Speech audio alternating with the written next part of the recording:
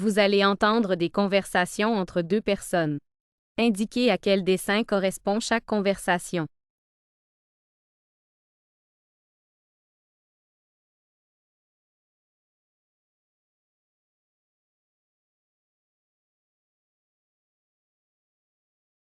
Tu entends bien avec tes nouveaux écouteurs sans fil?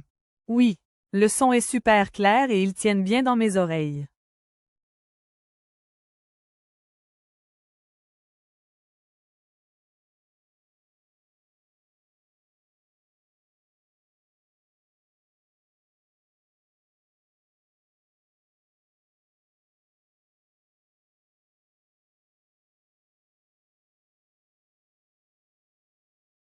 On a tout pris?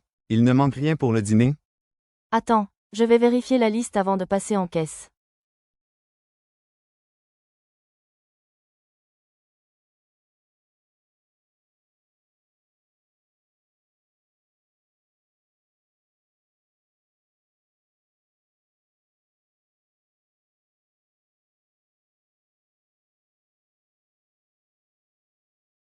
On va mettre combien de bougies sur le gâteau? 10. C'est l'anniversaire de ma petite sœur.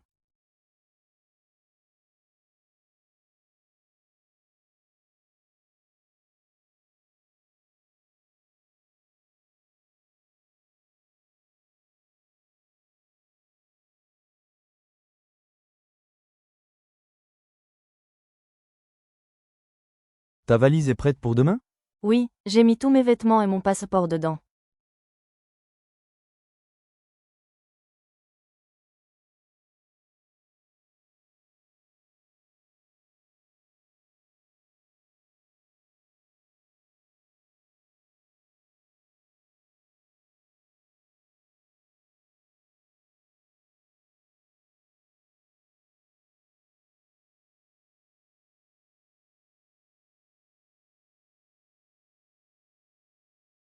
Chers usagers, en raison d'une révision technique imprévue, l'ascenseur principal du bâtiment administratif sera hors service jusqu'à nouvel ordre.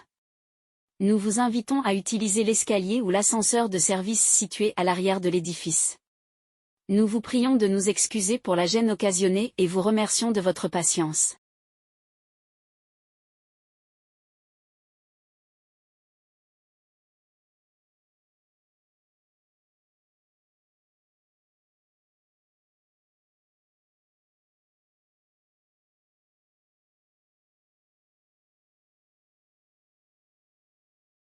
Madame, monsieur, nous vous rappelons que la période de renouvellement des abonnements annuels à la médiathèque s'achèvera ce vendredi à 18 h.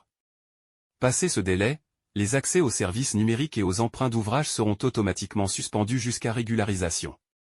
Pour toute information complémentaire, adressez-vous à l'accueil.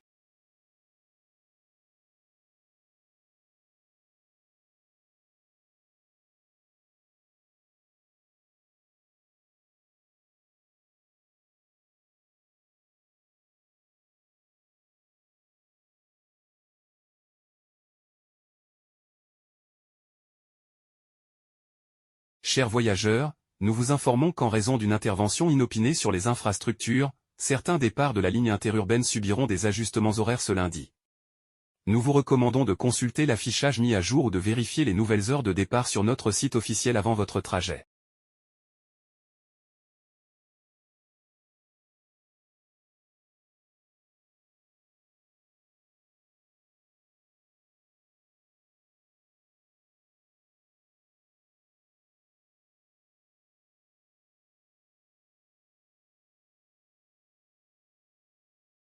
Chers clients, nous vous informons que, suite à un problème d'approvisionnement, certains produits frais ne seront pas disponibles dans nos rayons aujourd'hui.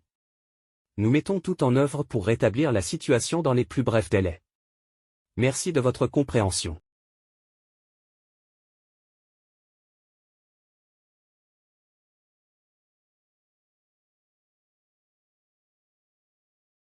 Vous allez entendre des messages sur votre messagerie téléphonique. Indiquez pourquoi la personne appelle.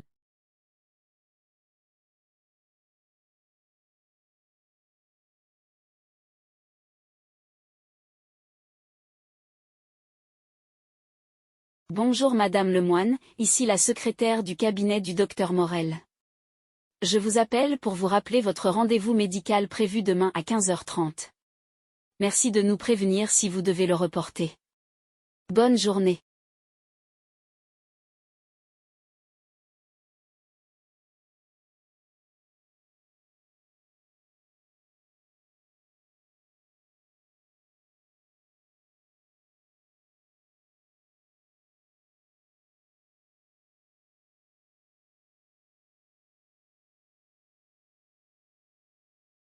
Salut Lucas, c'est Emma.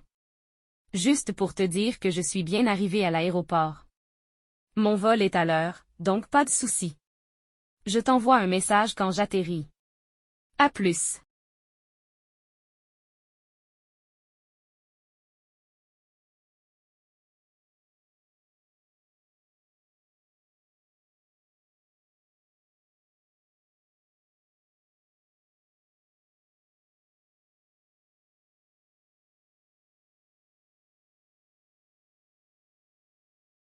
Bonjour Monsieur Bertrand, ici Sophie de la mairie. Je vous appelle pour vous rappeler que la réunion sur les nouveaux projets urbains aura lieu demain à 18h à la salle municipale. N'hésitez pas à nous contacter si vous avez des questions. Bonne journée.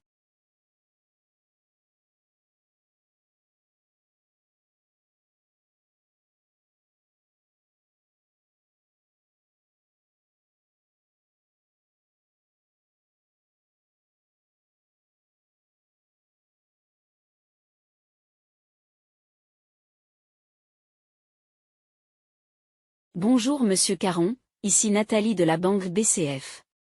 Je vous contacte pour vous informer que votre nouvelle carte bancaire est arrivée. Vous pouvez passer en agence pour la récupérer dès que vous le souhaitez. Bonne journée.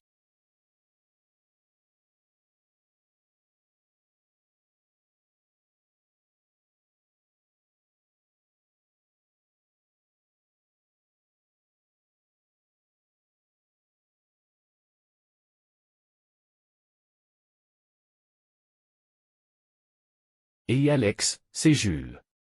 Juste pour te dire que je suis devant chez toi. Je t'attends dans la voiture, pas de stress. À tout de suite.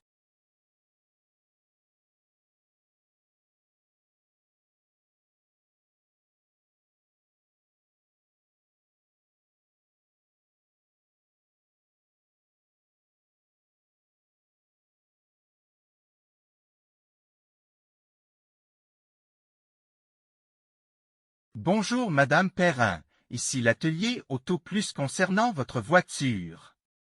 Nous vous informons que les réparations sont terminées et que vous pouvez venir la récupérer quand vous le souhaitez. Bonne journée.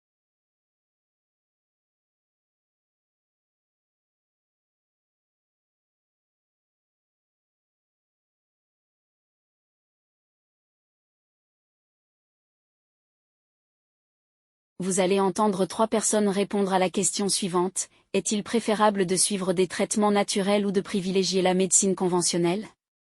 Indiquez si la personne interrogée, A, préfère les traitements naturels.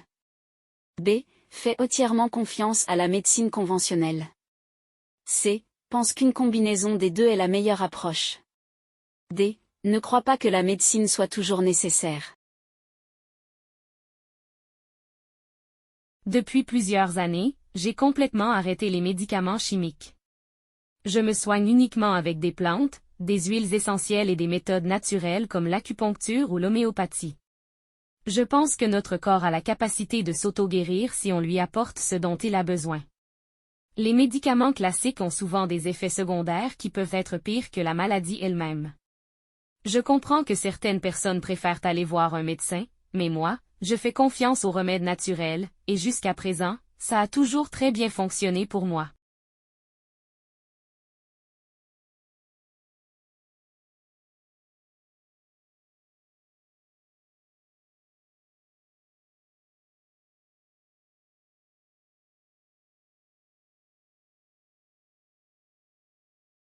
Personnellement, je ne prends aucun risque avec ma santé. Si j'ai un problème, je préfère consulter un médecin et suivre un traitement éprouvé. La médecine moderne repose sur des années de recherche scientifique, sur des études cliniques rigoureuses, et je trouve ça bien plus rassurant que des remèdes dont on ne connaît pas vraiment les effets. Bien sûr, je ne dis pas que tout est parfait, et certains médicaments peuvent avoir des effets secondaires, mais je préfère ça à l'incertitude des traitements naturels. À mes yeux, la médecine traditionnelle est la seule vraiment fiable.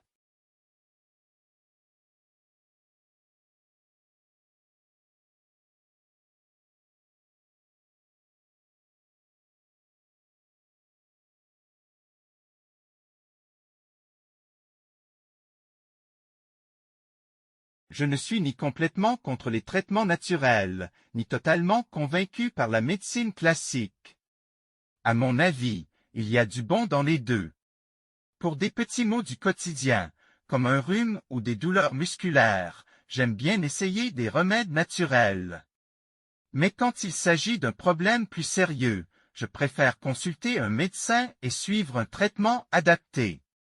Je pense que l'un ne doit pas exclure l'autre. On peut très bien prendre un médicament et, en parallèle, utiliser des méthodes naturelles pour mieux supporter les effets secondaires ou accélérer la guérison. Vont avoir des effets secondaires, mais je préfère ça à l'incertitude des traitements naturels. À mes yeux, la médecine traditionnelle est la seule vraiment fiable.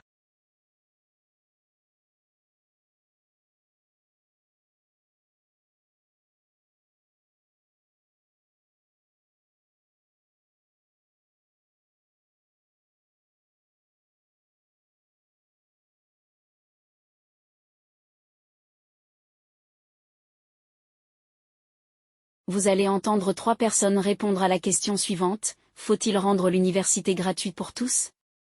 Indiquez si la personne interrogée, A, pense que l'enseignement universitaire ne devrait pas être facturé. B, estime que les étudiants doivent payer leurs études. C, considère qu'il faudrait un modèle mixte avec des aides financières. D, pense que seule une partie des étudiants devrait bénéficier de la gratuité. À mon avis, l'université devrait être gratuite pour tout le monde. L'éducation est un droit fondamental. Et personne ne devrait être privé d'études à cause d'un manque de moyens financiers. Il y a tellement de jeunes talentueux qui ne peuvent pas poursuivre leurs études simplement parce qu'ils n'ont pas assez d'argent et c'est vraiment injuste. En rendant l'université gratuite, on offrirait les mêmes chances à tout le monde et on permettrait à chacun d'accéder aux études supérieures, quel que soit son milieu social. Je pense que c'est un investissement sur le long terme qui profiterait à toute la société.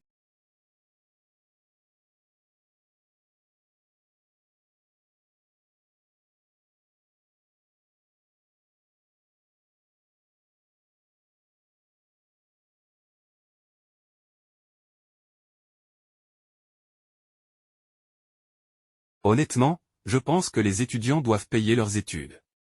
L'université coûte cher à l'État, et il ne serait pas juste que tout soit financé par les impôts, y compris ceux de personnes qui n'ont jamais eu l'opportunité d'aller à l'université. Payer pour ses études, c'est aussi une manière de se responsabiliser.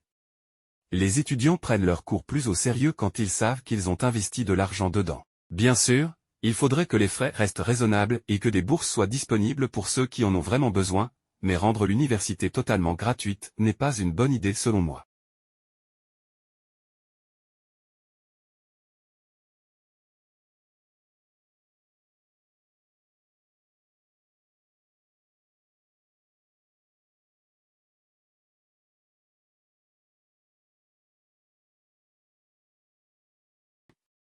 Il faudrait que les étudiants qui viennent de familles modestes puissent bénéficier de la gratuité ou d'aide financière, tandis que ceux qui en ont les moyens pourraient contribuer à leurs frais de scolarité.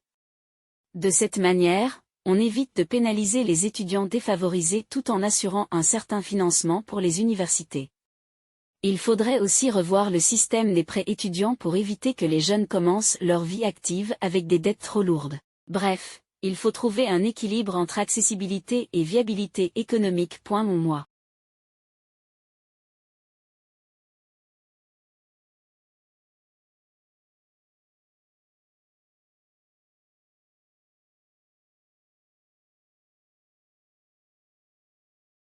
Vous allez entendre des émissions de radio. Pour chaque émission, répondez à la question.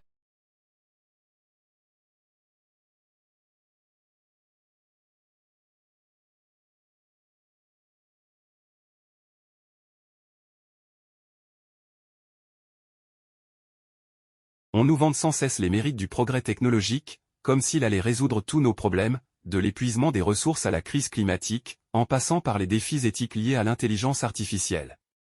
Mais à quel prix? Prenons l'exemple des nouvelles interfaces neuronales, censées nous permettre de contrôler des machines par la pensée. Une avancée fascinante, certes, mais qui pose une question fondamentale, sommes-nous encore aux commandes, ou déléguons-nous peu à peu notre autonomie à des systèmes qui nous échappent? L'histoire nous a déjà montré que chaque bond technologique s'accompagne de conséquences inattendues. Internet devait démocratiser l'accès au savoir, et pourtant, nous assistons aujourd'hui à une fragmentation de l'information et une polarisation des opinions. Les réseaux sociaux ont rapproché les individus, mais ont aussi engendré une économie de l'attention où la nuance disparaît au profit du sensationnalisme. Alors, ne devrions-nous pas nous interroger sur cette fuite en avant? Sommes-nous réellement en train de progresser, ou simplement d'avancer, sans trop savoir vers quoi? Après tout, une innovation n'a de valeur que si elle sert l'intérêt collectif, et non si elle nous enferme dans une dépendance toujours plus grande à des outils que nous comprenons de moins en moins.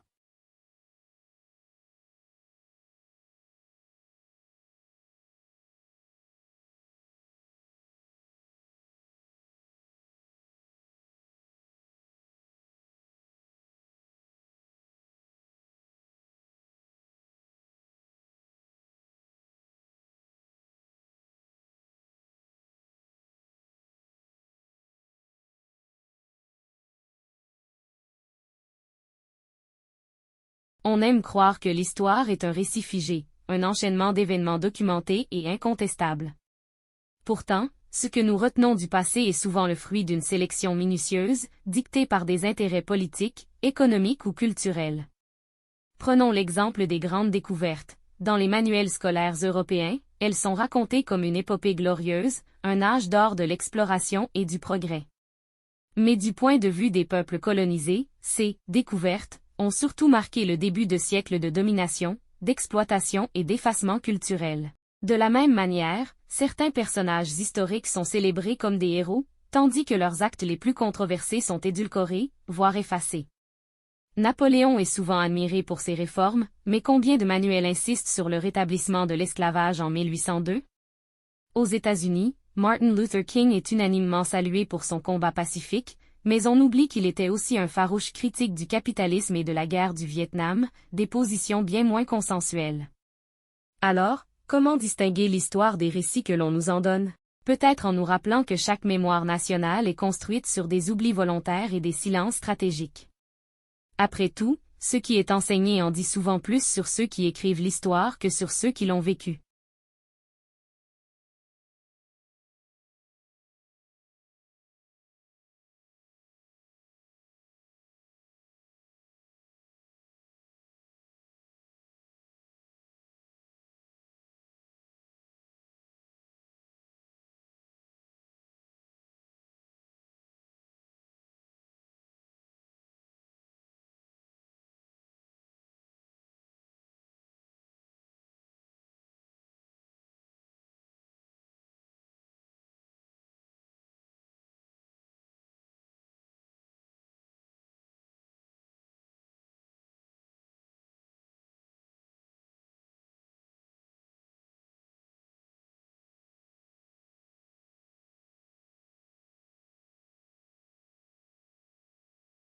Et puis enfin, l'annonce est tombée dans la matinée. Rafael Nadal va prendre sa retraite. Rafael Nadal annonce la fin de sa carrière. On le pressentait depuis quelques mois, quelques semaines. L'Espagnol l'a annoncé sur les réseaux sociaux. Il tire donc sa révérence à 38 ans, après une carrière mémorable qu'il aura vu se construire l'un des plus beaux palmarès de l'histoire du tennis. Cédric de Oliveira. Hola a todos. Le visage en gros plan, Rafael Nadal explique la décision qu'il a longtemps repoussée par amour du jeu, des exploits et des trophées. Sur cette vidéo publiée sur ses réseaux sociaux, l'Espagnol 38 ans l'assure, cette fois c'est fini pour de bon. Meurtri par les blessures ces dernières années, il va bien arrêter sa carrière. Je suis ici pour vous dire que je quitte le monde professionnel. La réalité, c'est que les dernières années ont été très difficiles. C'est évidemment une décision qui m'a demandé beaucoup de temps de réflexion et je pense que c'est le moment opportun pour mettre un point final à cette carrière très longue et bien plus couronnée de succès que je n'aurais pu l'imaginer.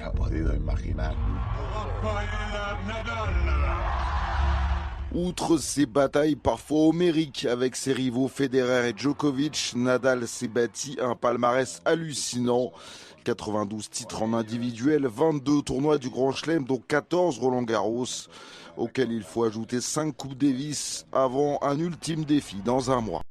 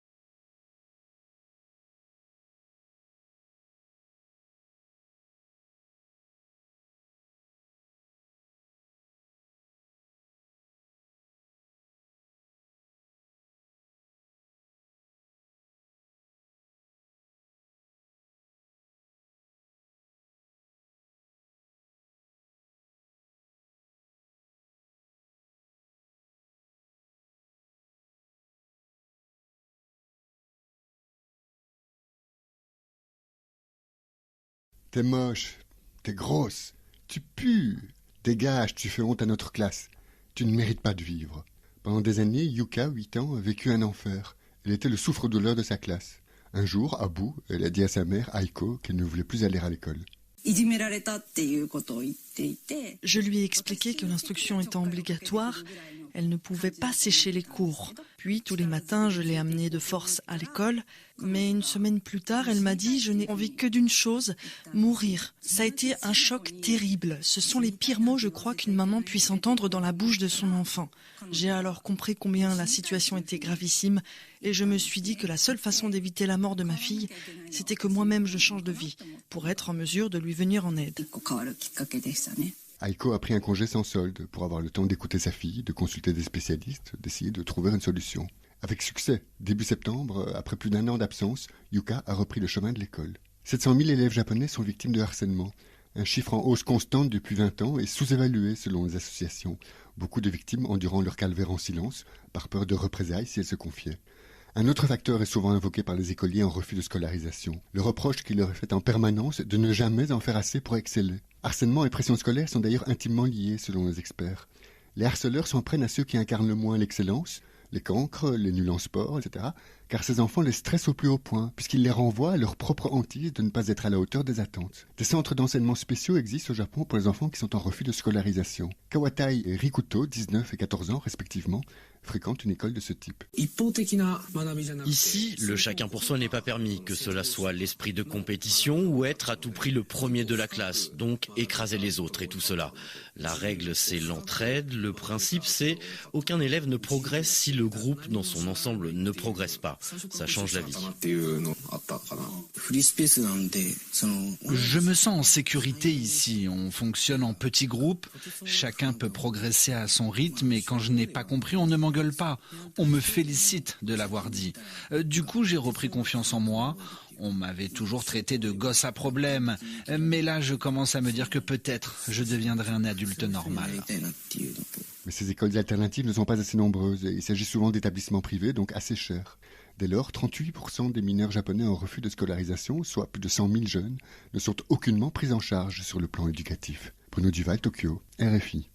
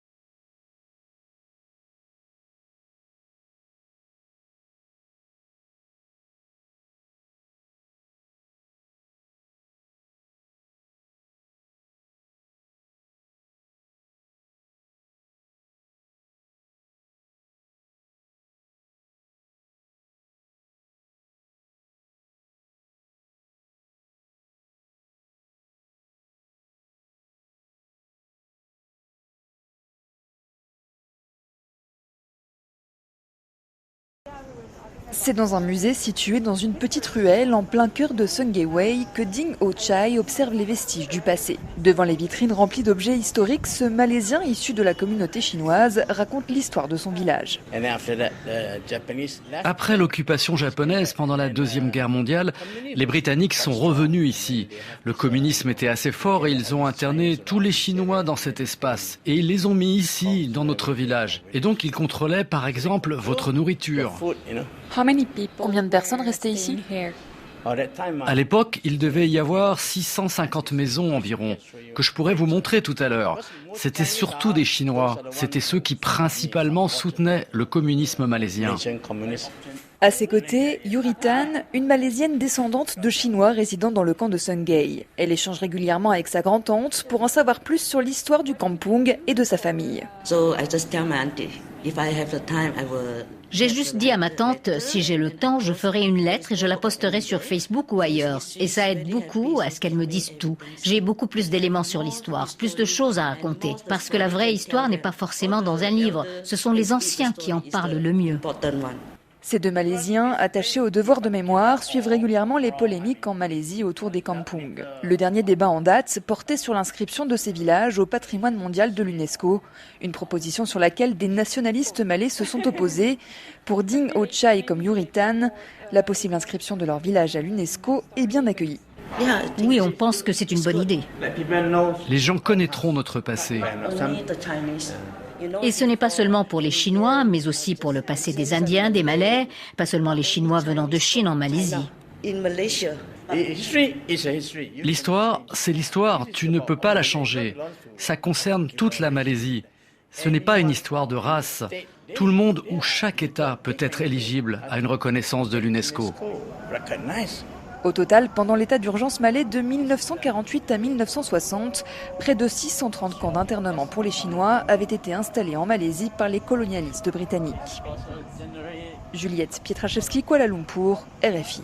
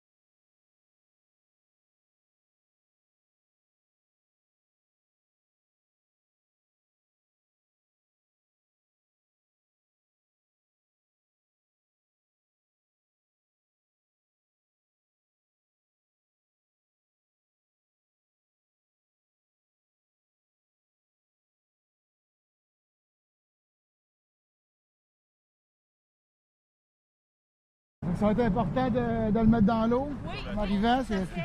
Venus chercher leur sapin de Noël dans une plantation, ses clients écoutent les conseils pour éviter qu'il ne sèche et ne perde ses aiguilles. Excellent, parce que ça a vraiment besoin d'eau, c'est la nature. Et puis il va revenir comme au printemps. Les acheteurs ne se doutent pas cependant des difficultés de culture que rencontre Junior Belleville, copropriétaire de Mon Beau Sapin. L'augmentation des températures nuit à ces arbres caractéristiques de Noël. Ils poussent en rang serré dans une série de champs enneigés, non loin de la ville de Québec. Le petit sapin, lors des 2 premières années, a besoin de beaucoup de neige pour être isolé du froid. Dans le fond, on a de moins en moins de neige au Québec.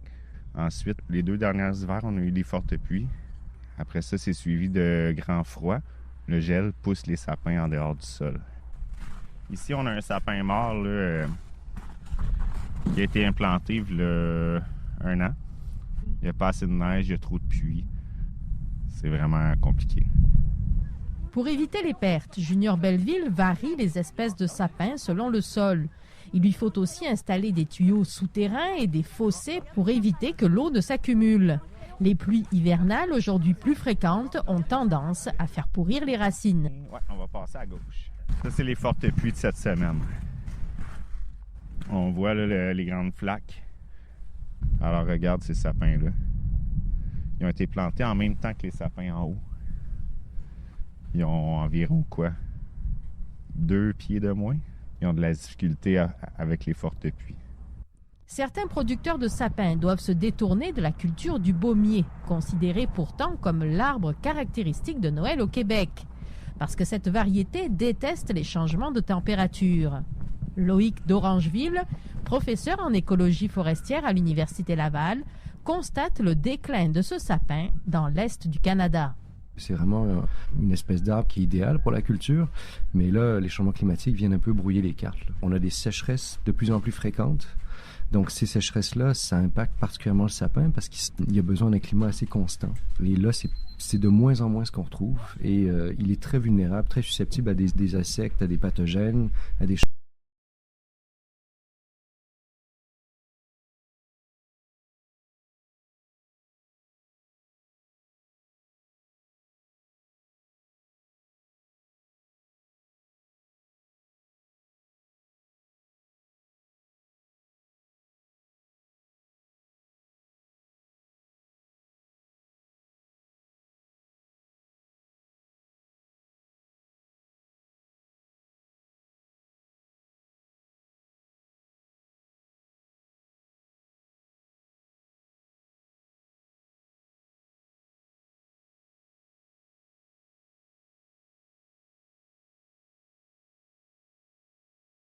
L'eau, ressource autrefois perçue comme infinie, devient aujourd'hui un marqueur des inégalités et des tensions géopolitiques. En France, des restrictions s'installent durablement, opposant agriculteurs, industriels et citoyens dans un débat où chaque goutte compte. Ailleurs, c'est une lutte pour la survie. En Californie, l'eau devient une marchandise, tandis qu'en Afrique, elle est souvent une denrée rare et insalubre. Mais le problème ne se limite pas à la pénurie, il s'agit aussi de répartition et d'exploitation. Faut-il privilégier l'irrigation des cultures ou l'accès à l'eau potable? Développer des technologies coûteuses comme la désalinisation ou repenser nos usages? Ce qui est certain, c'est que l'or bleu n'est plus un acquis. Il est une variable instable, et sa gestion définira l'équilibre des sociétés de demain.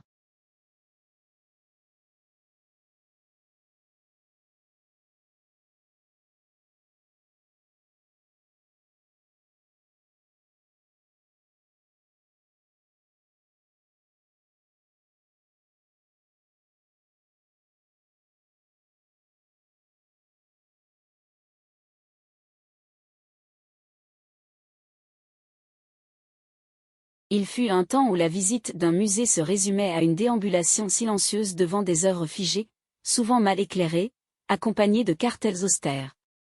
Aujourd'hui, la réalité augmentée et les visites immersives modifient en profondeur notre rapport à l'art. Désormais, au Louvre ou au MET, il est possible d'admirer une sculpture sous tous les angles sans même être sur place, ou encore de voir la Joconde reprendre vie grâce à l'intelligence artificielle. Mais ces innovations posent une question de fond, la dématérialisation de l'expérience muséale ne risque-t-elle pas d'amoindrir la valeur même de l'art physique?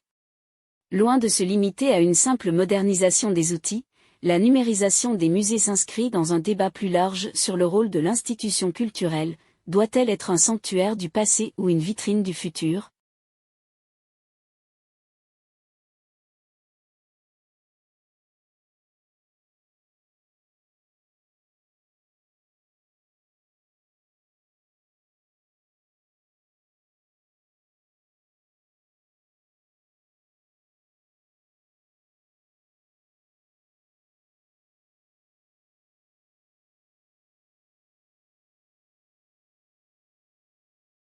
Depuis la crise de 2008, le consensus sur les bienfaits du libre-échange s'effrite.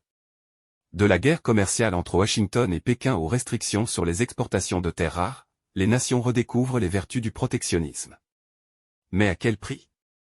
Si taxer les importations peut protéger les industries locales, cela entraîne souvent une hausse des coûts de production et une riposte des partenaires commerciaux. L'Union européenne elle-même, traditionnellement chantre du libre-échange, adopte des mesures plus strictes, comme la taxe carbone aux frontières. Cette fragmentation du marché mondial marque-t-elle la fin d'une ère?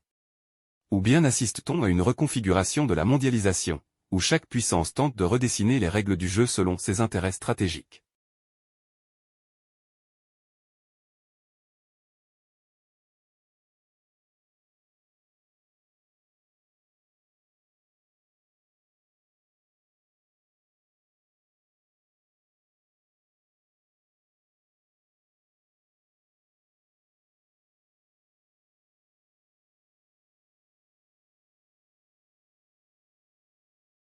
Peut-on s'approprier le vivant?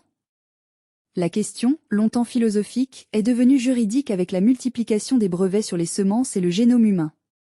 Si certains avancent que ces brevets encouragent l'innovation scientifique et la recherche médicale, d'autres dénoncent une marchandisation du vivant qui confère un pouvoir inédit aux grandes entreprises. En agriculture, des multinationales brevettent des semences génétiquement modifiées, obligeant les agriculteurs à racheter leurs graines chaque année. En médecine, la propriété intellectuelle sur des séquences génétiques complique l'accès au traitement et freine la recherche publique. À qui appartient la nature? La question n'a jamais été aussi pressante et la réponse aussi incertaine.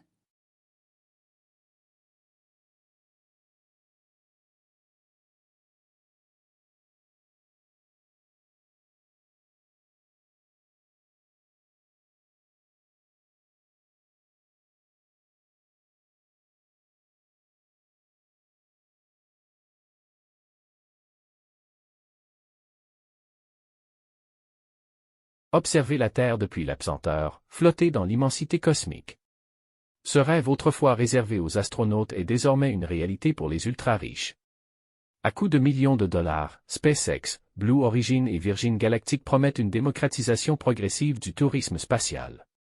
Mais cette quête du sublime a un coût, l'empreinte carbone des lancements est astronomique et les vols restent d'une inutilité criante face aux défis terrestres. Alors, simple lubie de milliardaires aux prémices d'une nouvelle ère? Certains y voient un tremplin vers la colonisation de Mars, d'autres, une impasse écologique et économique. Entre utopie et dérive, l'avenir du tourisme spatial est suspendu entre les étoiles et les réalités terrestres.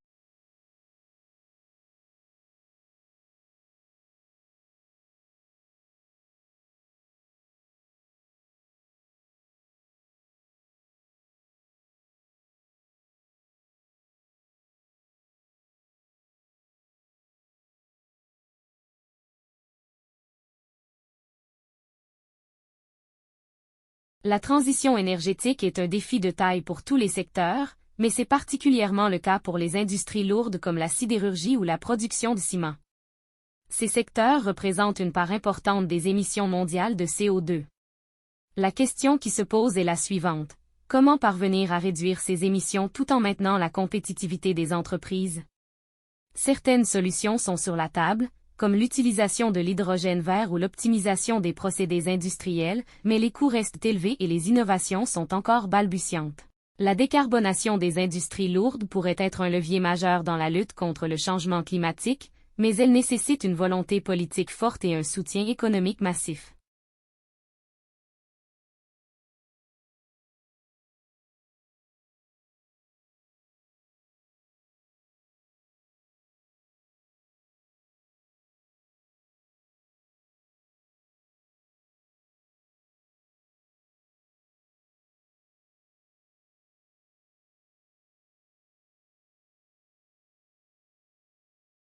Dans les dernières décennies, l'essor des énergies renouvelables a redéfini le paysage énergétique mondial. Les pays, jadis dépendants du charbon et du pétrole, investissent massivement dans des alternatives plus écologiques telles que l'éolien, le solaire et l'hydroélectrique. Cette transition énergétique est non seulement motivée par des enjeux environnementaux, mais aussi par une volonté de diversifier les sources d'approvisionnement et d'assurer une plus grande indépendance énergétique. Toutefois, des défis demeurent. Le stockage de l'énergie, le coût des technologies et la gestion des réseaux électriques sont autant de problématiques qui freinent encore une adoption universelle. Pourtant, cette transformation est inéluctable si l'on veut lutter contre le réchauffement climatique tout en soutenant une croissance durable.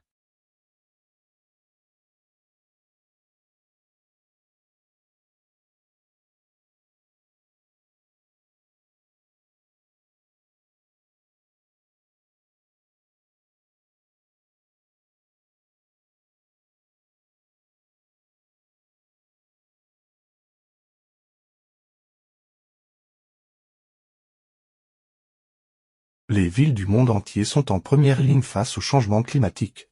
Confrontées à une montée des températures, des inondations et des vagues de chaleur, l'adaptation des infrastructures urbaines devient une priorité pour éviter la catastrophe. Cependant, le défi est colossal, comment rénover les systèmes de drainage, installer des espaces verts et rendre les bâtiments plus résistants.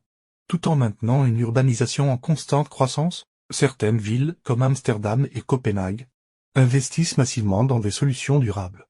Mais ces efforts nécessitent un équilibre délicat entre développement économique, protection de l'environnement et inclusion sociale. Le changement climatique n'épargne aucune ville, mais les solutions restent multiples, et la capacité d'adaptation d'une ville dépendra en grande partie de sa volonté politique et de ses investissements à long terme.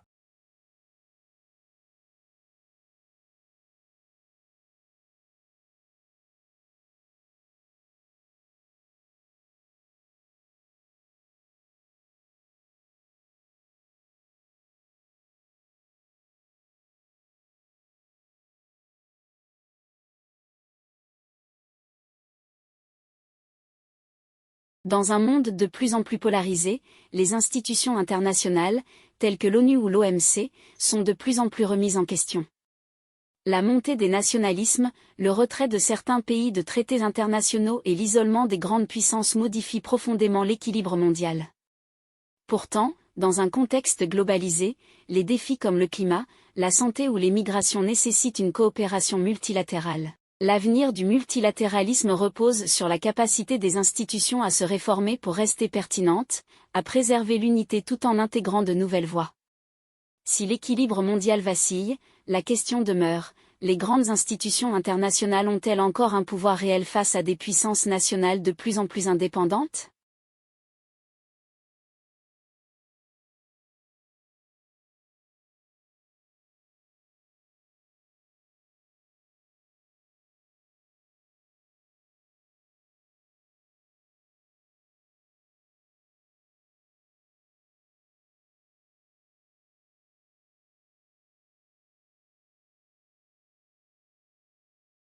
Le transhumanisme, cette idée selon laquelle la technologie peut améliorer les capacités humaines, soulève de nombreuses questions éthiques.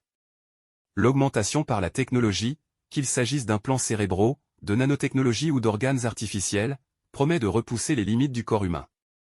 Mais cette quête pour l'immortalité soulève aussi des inquiétudes concernant les inégalités sociales. Qui aura accès à ces technologies? Ne risque-t-on pas de créer une fracture entre les augmentés et les autres? De plus, il est légitime de se demander où se situe la frontière entre l'amélioration de l'humain et la dérive. Le transhumanisme propose un avenir de perfection, mais à quel prix pour la société et la définition de ce qu'est être humain?